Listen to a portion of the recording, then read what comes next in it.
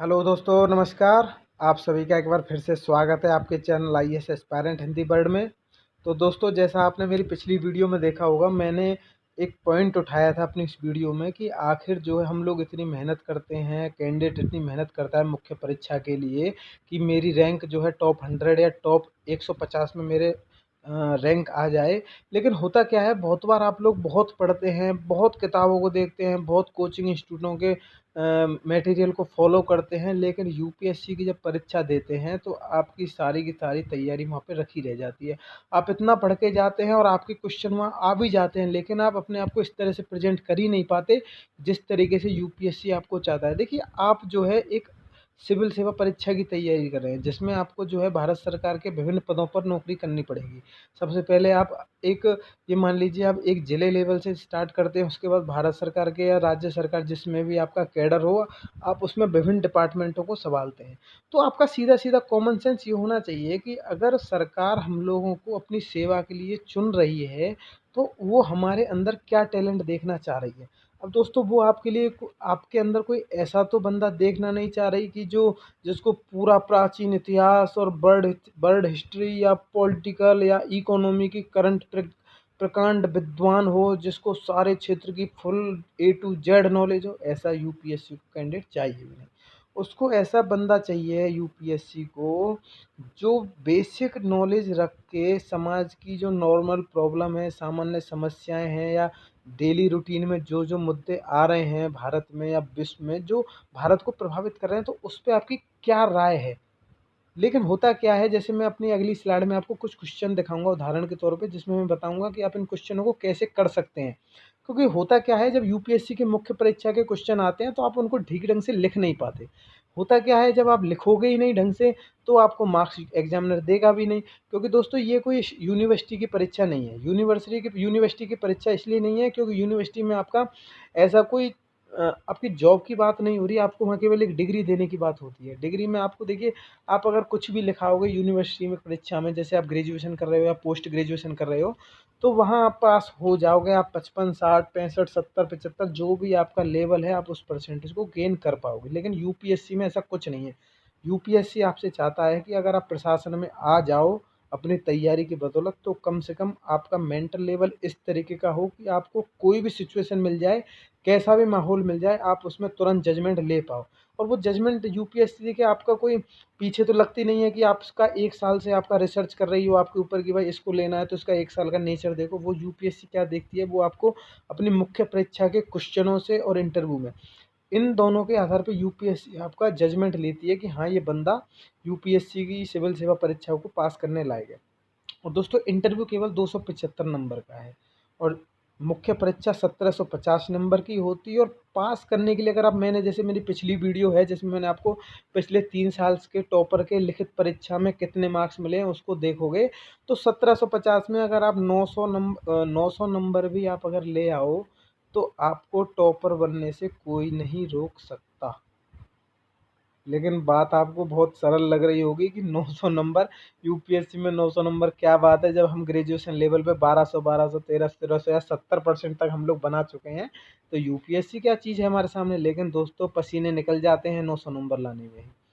जब आप क्वेश्चन पेपरों को अटेम्प्ट करोगे ना यूपीएससी को, तो आपको पता चलेगा कि कहाँ ग्रेजुएशन की तैयारी और कहाँ यूपीएससी की। लेकिन यहाँ मैं आपको डीमोटिवेट नहीं कर रहा हूँ, मैं केवल आपको एक रणनीति बता रहा हूँ कि आपको इस तरीके से क्वेश्चन अटेम्प्ट करना है कि यूपीएससी की जो मुख्य परीक्षा हो, तब आप उस मुख्य परीक्षा में जो आपको क्वेश्चन मिले, उन क्वेश्चनों पर आप कम नॉलेज में ही ऐसी जानकारी एग्जामिनर को दे दें कि एग्जामिनर जब आपके क्वेश्चन को या उत्तर को पढ़े, तो उसको लगे कि भाई बंदे में नॉलेज है, बंदा इस विषय पर अच्छी जानकारी रखता है और अपने आप को प्रेजेंट कर सकता है। दोस्तों देखिए, एक उदाहरण देता हूँ मैं आपको। जैसे मान लीजिए आप कहीं आईएएस बन जाते हो और आपको कोई एक समारोह में बुलाया जाता है, और आपको वहाँ किसी, मान लो जी, न्यायपालिका के ऊपर कोई विषय वहाँ पे है समारोह में, जिस पर आपको चर्चा करनी है।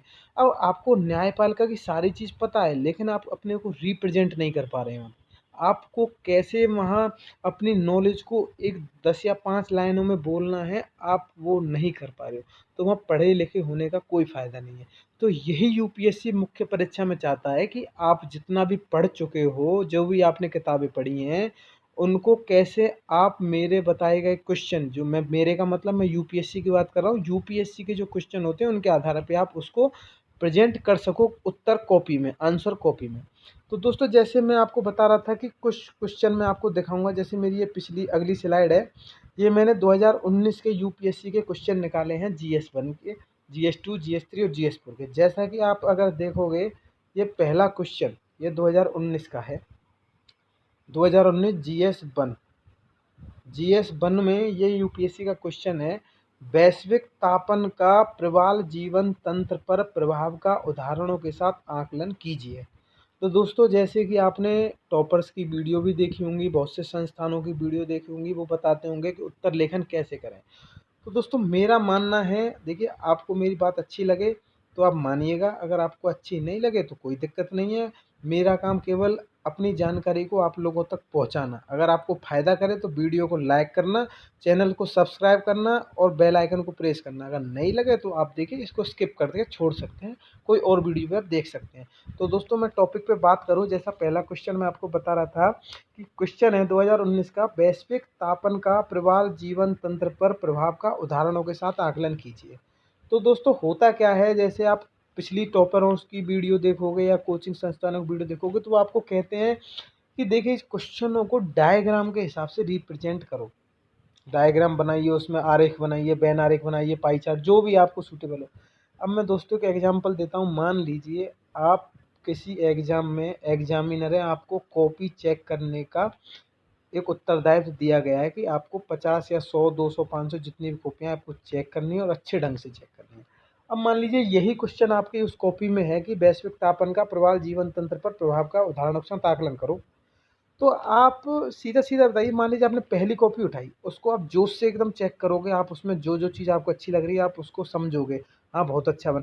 अब मान लीजिए पहली कॉपी में इस उत्तर में किसी एस्पायरेंट ने बहुत सारे डायग्राम या जो भी एक शॉर्टकट में बुलेट पॉइंट में लिख दिया है, तो आप क्या है, पहली कॉपी को तो ठीक है फिर भी जज कर लोगे, लेकिन जब आपको यही चीज़ आपको आगामी 10, 20, 50, 100, 500 कॉपियों में से कम से कम 200 कॉपियों में आपको चीज़ मिले तो आप उस चीज़ से इरिटेट हो जाओगे।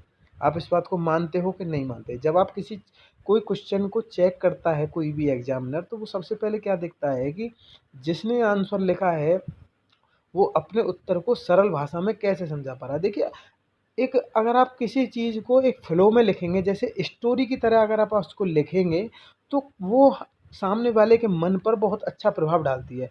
लेकिन जब आप उसको बुलेट पॉइंटों में एक-एक पॉइंट लिख दिया, मान लीजिए आपने वैश्विक तापन का प्रभाव जीवन तंत्र पर प्रभाव का केवल बुलेट पॉइंट लिख दिए कि इससे क्या होगा, समुद्री संपदा का विनाश, लेकिन आपने केवल ये छोड़ के लिख दिया। अब आप उसको डिटेल में नहीं लिख रहे हो कि जैसे ये 150 शब्द हो गए, समुद्री संपदा यानी कि मछली वगैरह इनकी आवाज़ जो है ख़त्म हो जाते हैं जब ये प्रवाल ख़त्म होते हैं, तो आप केवल इतना लिख के छोड़ दोगे बुलेट बना के, तो हो सकता है एग्जामिनर को उसमें कुछ और जानकारी चाहिए।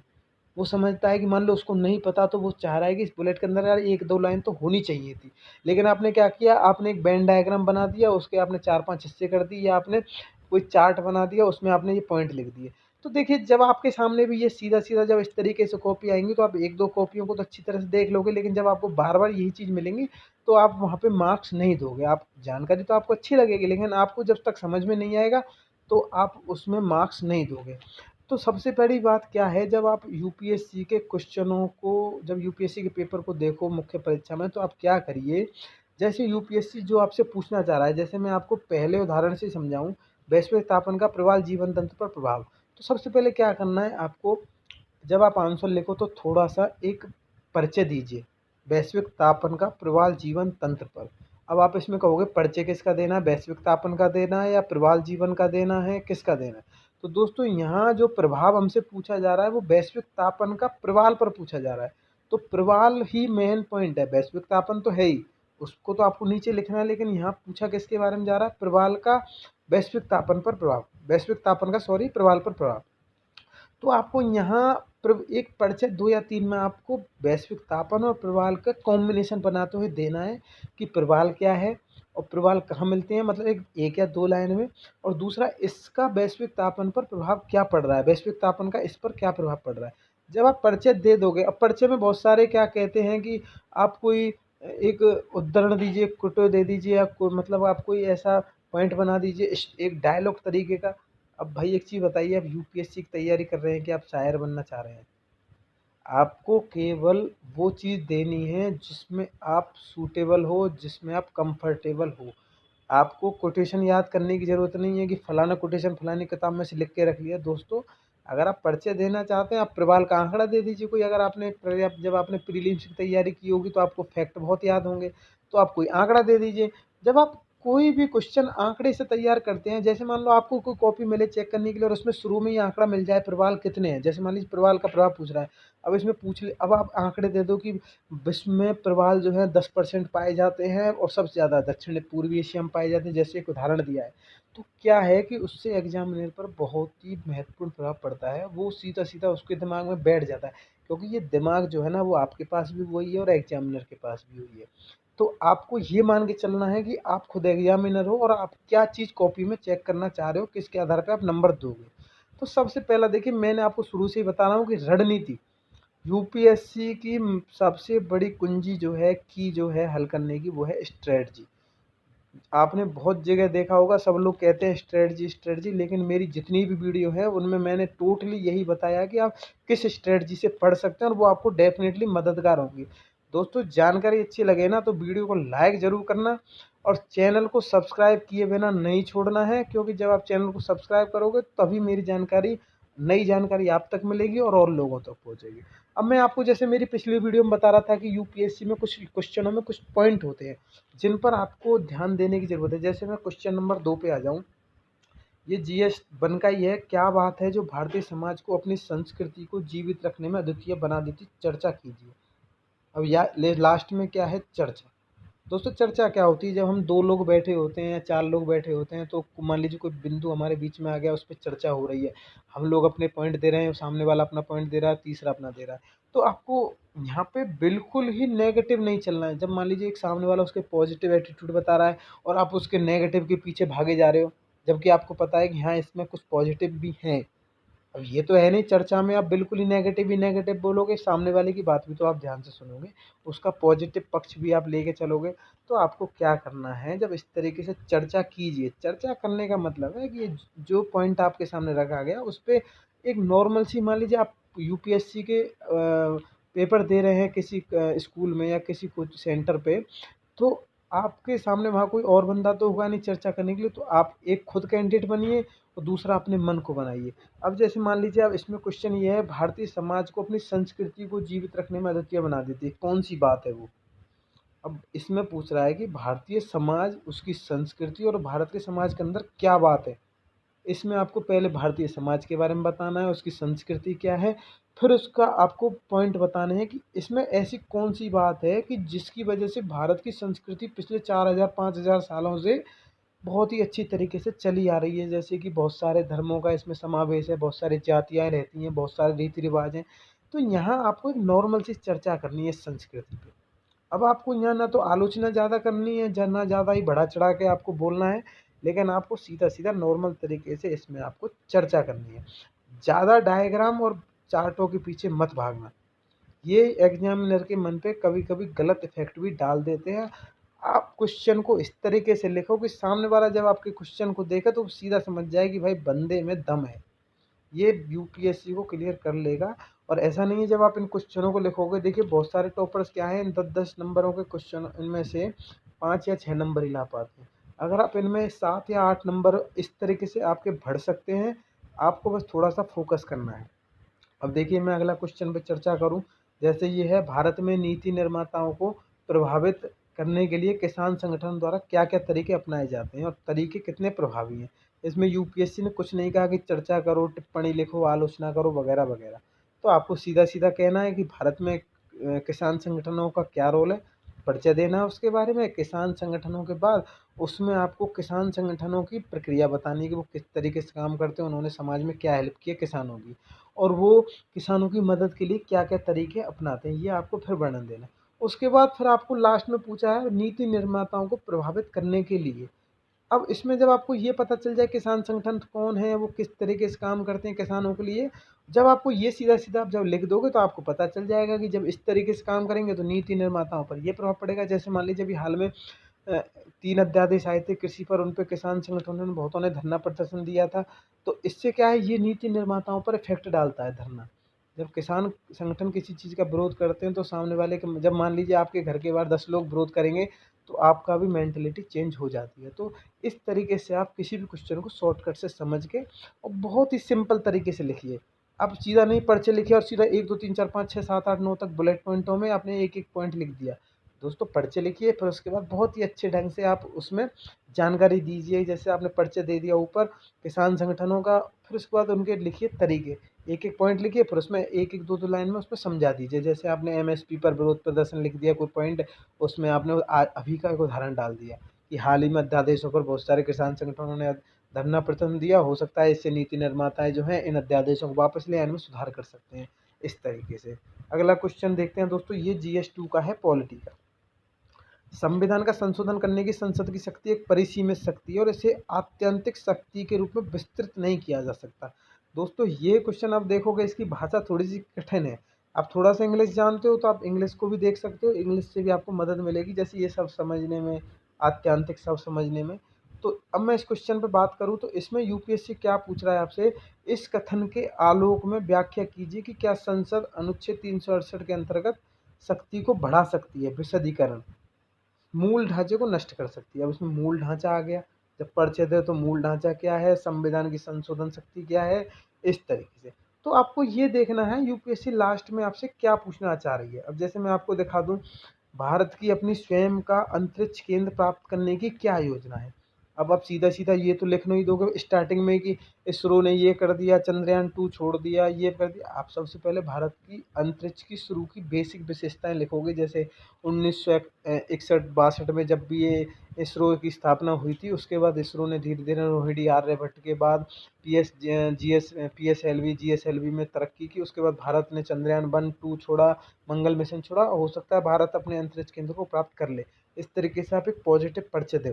परिचय देने के बाद आपको किस प्रकार लाभ पहुंचाएगी, इसमें आपको किसी किताब की ज़रूरत नहीं है। जब आप देखोगे कि इसमें लाभ किस प्रकार पहुंचाएगी तो ये आपकी सीधी सीधी आपकी खुद की समझ की बात कर रहा है। तो आप यहाँ समझिए कि अंतरिक्ष केंद्र प्राप्त कर लेगा भारत, तो और ग्रहों पे उपग्रह छोड़ने में आसानी रहेगी, दूसरे ब्रह्मांड से और भी जानकारी प्राप्त कर लेगा। तो ये सीधा सीधा देखिए आपके कॉमन सेंस के क्वेश्चन है।